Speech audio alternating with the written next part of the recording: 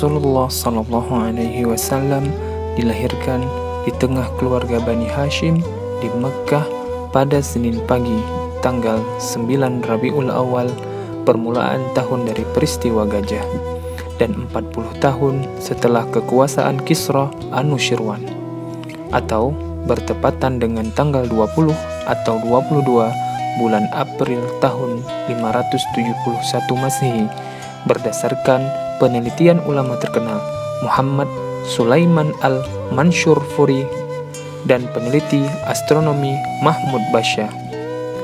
Ibnu Sa'ad meriwayatkan bahwa ibu Rasulullah Sallallahu Alaihi Wasallam berkata, "Setelah bayiku keluar, aku melihat ada cahaya yang keluar dari kemaluanku menyinari istana-istana di Syam." Ahmad juga meriwayatkan dari Al-Arbad bin Sariyah yang isinya serupa dengan perkataan tersebut. Diriwayatkan bahwa ada beberapa bukti pendukung kerasulan bertepatan dengan saat kelahiran beliau, yaitu runtuhnya 10 balkon istana Kisra dan padamnya api yang biasa disembah orang-orang Majusi, serta runtuhnya beberapa gereja di sekitar Buhairah setelah gereja-gereja itu ambles ke tanah. Yang demikian ini diriwayatkan Al-Baihaqi sekalipun tidak diakui Muhammad Al-Ghazali. Setelah Aminah melahirkan, dia mengirim utusan ke tempat kakeknya, Abdul Muttalib, untuk menyampaikan kabar gembira tentang kelahiran cucunya. Maka Abdul Muttalib datang dengan perasaan sukacita, lalu membawa beliau ke dalam Ka'bah, seraya berdoa kepada Allah dan bersyukur kepadanya. Dia memilih nama Muhammad bagi beliau. Nama ini belum pernah dikenal di kalangan bangsa Arab. Beliau dikhitan pada hari ke-7 seperti yang biasa dilakukan orang-orang Arab. Wanita pertama yang menyusui beliau setelah ibundanya adalah Suwaibah, hamba sahaya Abu Lahab, yang kebetulan sedang menyusui anaknya yang bernama Masruh.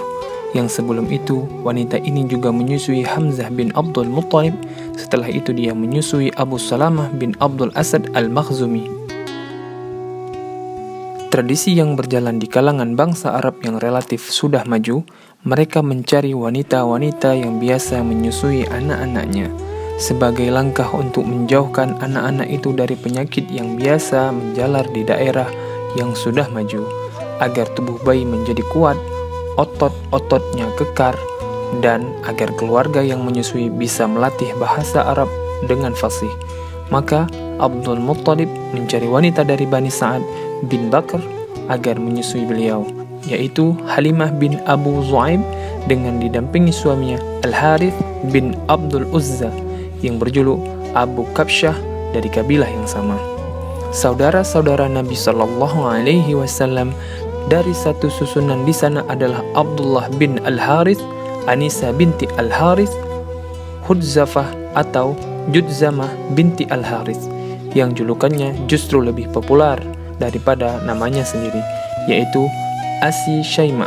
Wanita inilah yang menyusui beliau, dan Abu Sufyan bin Al-Harith bin Abdul Muttalib, anak paman beliau.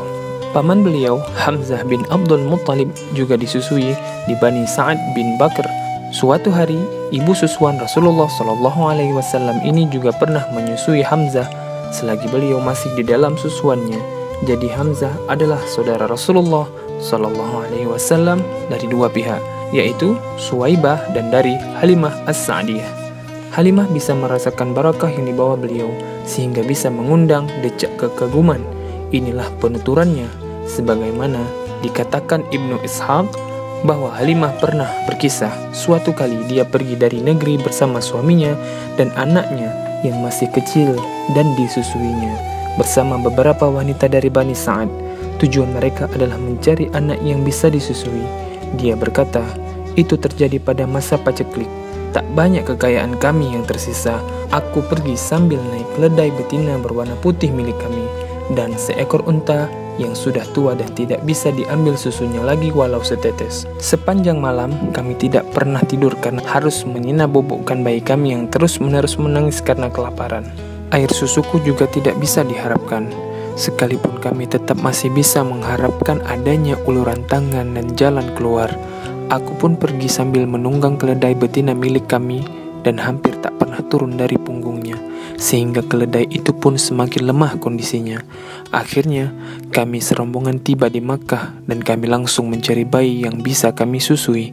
Setiap wanita dari rombongan kami yang ditawari Rasulullah Sallallahu Alaihi Wasallam pasti menolaknya.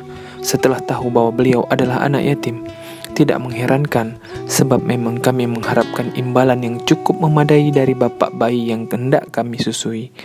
Kami semua berkata, dia adalah anak yatim, tidak ada pilihan bagi ibu dan kakek beliau, karena kami tidak menyukai keadaan seperti itu. Setiap wanita dari rombongan kami sudah mendapatkan bayi yang disusuinya, kecuali aku sendiri. Tatkala kami sudah bersiap-siap untuk kembali, aku berkata kepada suamiku, demi Allah, aku tidak ingin kembali bersama teman-temanku wanita tanpa membawa seorang bayi yang disusui. Demi Allah, aku benar-benar akan mendatangi anak yatim itu dan membawanya. Memang ada baiknya jika engkau melakukan hal itu. Semoga saja Allah mendatangkan barakah bagi kita pada diri anak itu. Halimah melanjutkan penuturannya, maka aku pun menemui bayi itu, beliau, dan aku siap membawanya. Tatkala menggendongnya, seakan-akan aku tidak merasa repot karena mendapatkan beban yang lain. Aku segera kembali menghampiri hewan tungganganku, dan tatkala puting susuku kusodorkan kepadanya, bayi itu bisa menyedot air susu-susukannya dan meminumnya hingga kenyang. Anak kandungku sendiri juga bisa menyedot air susunya sepuasnya hingga kenyang. Setelah itu keduanya tertidur pulas. Padahal sebelum itu kami tak pernah tidur sepicing pun karena mengurus bayi kami. Suamiku menghampiri ontanya yang sudah tua. Ternyata air susunya menjadi penuh. Maka kami memerahnya. Suamiku bisa minum air susu onta kami. Begitu pula aku, hingga kami benar-benar kenyang. Malam itu adalah malam yang terasa paling indah bagi kami. Demi Allah, tahukah engkau wahai Halimah, engkau telah mengambil satu jiwa yang penuh barakah, kata suamiku pada esok harinya. Demi Allah, aku pun berharap yang demikian itu, kataku. Halimah melanjutkan penuturannya. Kemudian kami pun siap-siap pergi menunggangi keledaiku. Semua bawaan kami juga kunaikkan bersama di atas punggungnya. Demi Allah, setelah kami menempuh perjalanan sekian jauh, tentulah keledai-keledai mereka tidak akan mampu membawa beban seperti yang aku bebankan di atas punggung keledaiku. Sehingga rekan-rekanku berkata kepadaku, wahai putri Abu Zu'aib, celakalah engkau, tunggulah kami. Bukankah ini keledai yang pernah engkau bawa bersama kita dulu? Demi Allah, begitulah, ini adalah keledai yang dulu, kataku. Demi Allah, keledaimu itu kini bertambah perkasa, kata mereka. Kami pun tiba di tempat tinggal kami di daerah Bani Sa'ad. Aku tidak pernah melihat sepetak tanah pun yang lebih subur saat itu. Domba-domba kami datang menyongsong kedatangan kami dalam keadaan kenyang dan air susunya juga penuh berisi, sehingga kami bisa memerahnya dan meminumnya. Sementara setiap orang yang memerah air susu hewannya sama sekali tidak mengeluarkan air susu walau setetes pun, dan kelenjar susunya juga kempes, sehingga mereka berkata garang kepada para pengembalanya, celakalah kalian, lepaskanlah hewan gembalan kalian seperti yang dilakukan gembalanya putri Abu Zu'aib. Namun domba-domba mereka pulang ke rumah tetap dalam keadaan lapar dan setetes pun tidak mengeluarkan air susu.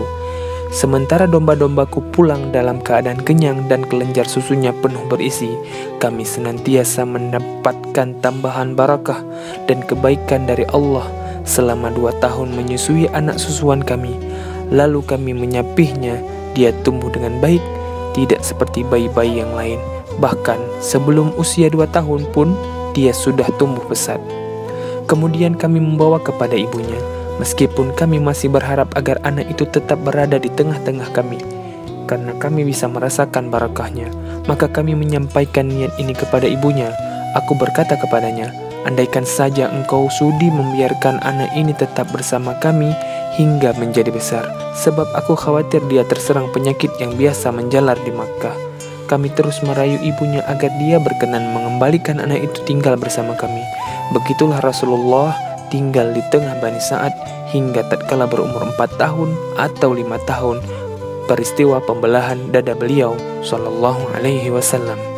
Muslim meriwayatkan dari Anas bahwa Rasulullah sallallahu alaihi wasallam didatangi Jibril yang saat itu beliau sedang bermain-main dengan beberapa anak kecil lainnya. Jibril memegang beliau dan melentangkan tangannya, lalu membelah dada dan mengeluarkan hati beliau dan mengeluarkan segumpal darah dari dada beliau, seraya berkata, ini adalah bagian setan yang ada pada dirimu. Lalu Jibril mencucinya di sebuah baskom dari emas dengan menggunakan air zam-zam, kemudian menata dan memasukkan ke tempat semula. Anak-anak kecil lainnya berlarian mencari ibu susunya dan berkata, Muhammad telah dibunuh. Mereka pun datang menghampiri beliau yang wajah beliau semakin berseri. Alhamdulillah, jamaah Lentera Kisah. Semoga sebahagian kisah ini menambahkan rasa cinta, rasa rindu kita kepada baginda Rasulullah Muhammad sallallahu alaihi wasallam. Dukung channel kami terus, Sahabat Lentera Kisah, dengan subscribe, like, share, dan komen. Semoga ini menjadi amal ibadah kita di dunia dan akhirat. Wallahu a'lam bishawab. Assalamualaikum warahmatullahi wabarakatuh.